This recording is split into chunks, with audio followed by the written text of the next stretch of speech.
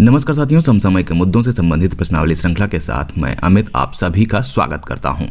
आज है 1 मार्च 2020 और आज के प्रश्न हमारे किन मुद्दों पर आधारित हैं, आइए सबसे पहले एक नज़र डालते हैं। पहले प्रश्न में हम बात करने वाले हैं कि फ्रांस में भारत का नया राजदूत कौन नियुक्त किया गया है। मारिया शारापोवा के टेनिस से संन्यास लेने की घोषणा के बारे में बात करेंगे दूसरे प्रश्न में।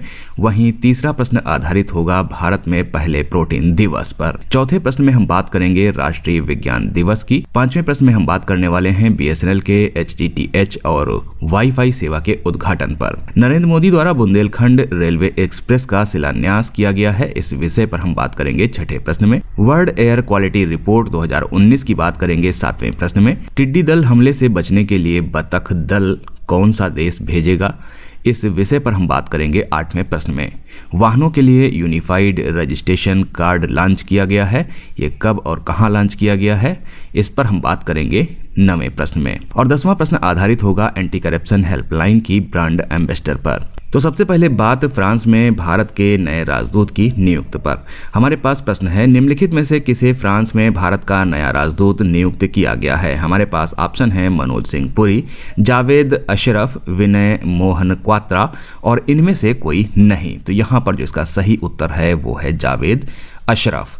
जावेद अशरफ को फ्रांस में भारत का नया राजदूत नियुक्त किया गया है। वे वर्तमान में सिंगापुर में भारत के उच्चायुक्त के रूप में कार्यरत हैं। वे विनय मोहन क्वात्रा का स्थान लेंगे, जिन्हें नेपाल में भारत के वर्तमान राजदूत मनोज सिंह पुरी के स्थान पर अगला राजदूत बनाया गया है। हमारा अगला प्रश्न है, हाल ही में मारिया शारापोवा ने टेनिस से संन्यास लेने की घोषणा की है, वे किस देश की खिलाड़ी हैं। हमारे पास ऑप्शन है अमेरिका, रूस, सर्बिया और इनमें से कोई नहीं। तो यहाँ पर इसका सही उत्तर होगा रूस। मारिया शारापोवा ने टेनिस से संन्यास लेने की घोषणा की है, वे रूस की खिलाड़ी हैं।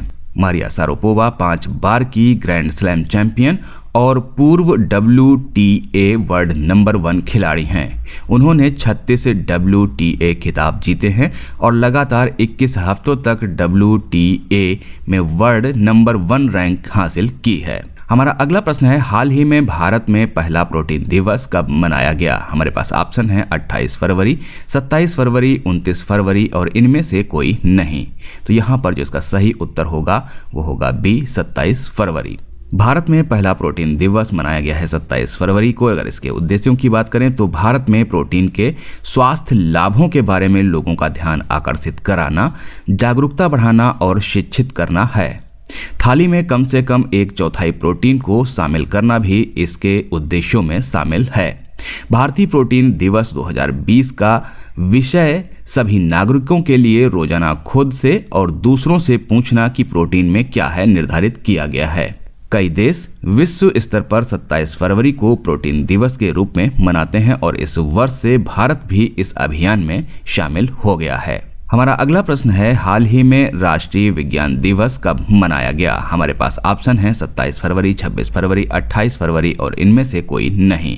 तो यहाँ पर जिसका सही उत्तर है वो है 28 फरवरी। राष्ट्रीय विज्ञान दिवस 28 फरवरी को मनाया गया है। इस दिन CV रमन ने रमन प्रभाव की खोज की थी। इसके लिए उन्हें 1930 में नोबेल पुरस्कार से सम्मानित किया गया था। इस वर्ष राष्ट्रीय विज्ञान का विषय वुमेन इन साइंस यानी कि विज्ञान में महिलाएं है। भारत सरकार ने 1986 में 28 फरवरी को राष्ट्रीय विज्ञान दिवस मनाए जाने की घोषणा की थी। हमारे पास अगला प्रश्न है, हाल ही में BSNL, FTTH और वाईफाई सेवा का उद्घाटन कहां पर किया गया। हमारे पास ऑप्शन है बेंगलुरु, नोएडा और देहरादून और इनमें से कोई नहीं। तो इसका सही उत्तर है देहरादून।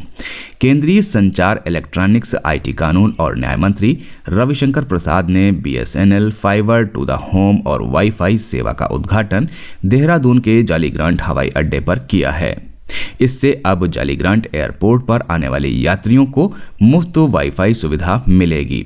सभी यूजर्स को पहली बार के लिए 100 MB डाटा फ्री मिलेगा। Fibre to the home operator के स्विचिंग उपकरण से सीधे घर तक फाइबर ऑप्टिक्स का उपयोग करके उच्च गति की इंटरनेट सेवाएं लाने की तकनीक है। हमारा अगला प्रश्न है, प्रधानमंत्री नरेंद्र मोदी ने बुंदेलखंड एक्सप्रेस वे का शिलान्यास कहाँ किया है? हमारे पास ऑप्शन है बांदा, उन्नाव, चित्रकूट और इनमें से कोई नहीं।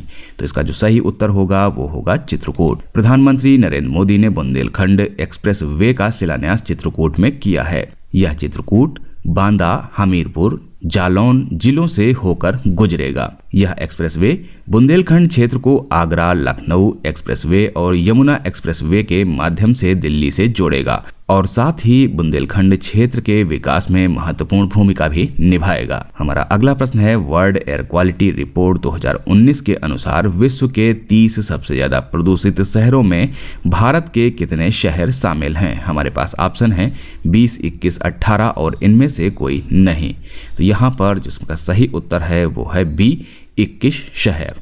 वर्ल्ड एयर क्वालिटी रिपोर्ट 2019 के अनुसार विश्व के 30 सबसे ज़्यादा प्रदूषित शहरों में भारत के 21 शहर शामिल हैं। यूपी का गाजियाबाद इस लिस्ट में पहले स्थान पर, टॉप 10 में 6 और टॉप 30 में कुल 21 शहर भारत के हैं। इसके बाद चीन में होतन, पाकिस्तान में गुजरांवाला और फैसलाबाद और फिर दिल्ली का नाम है। हमारे पास अगला प्रश्न है, किस देश ने पाकिस्तान को टिड्डी दल हमले से बचाने के लिए बतख दल भेजने की घोषणा की है? हमारे पास ऑप्शन है चीन, बांग्लादेश, रूस और इनमें से कोई नहीं। तो यहाँ पर जो इसका सही उत्तर है वो है ए, चीन।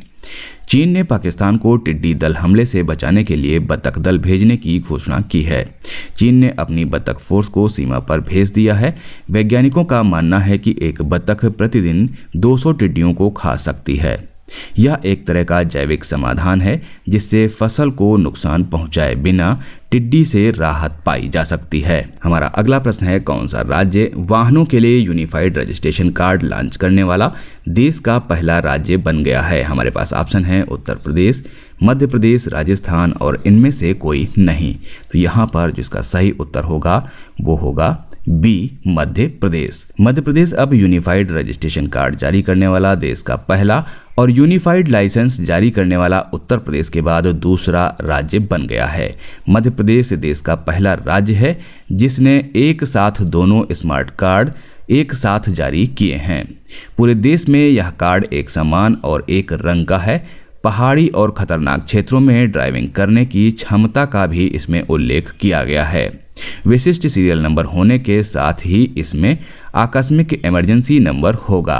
नए कार्ड में दोनों तरफ जानकारी अंकित होने के साथ ही आर्गन डोनर, क्यूआर कोड और अमान्य वाहन पंजीयन नंबर की भी जानकारी होगी।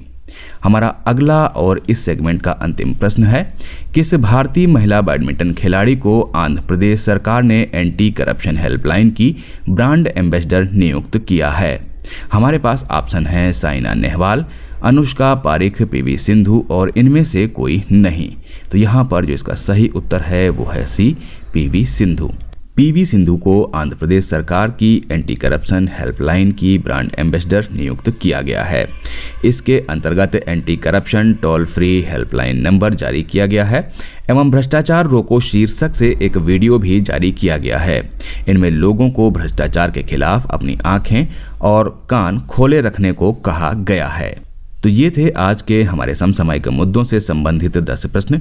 मिलते हैं कल नए 10 प्रश्नों की श्रृंखला के साथ। तब तक के लिए मुझे दीजिए इजाजत। नमस्कार, धन्यवाद।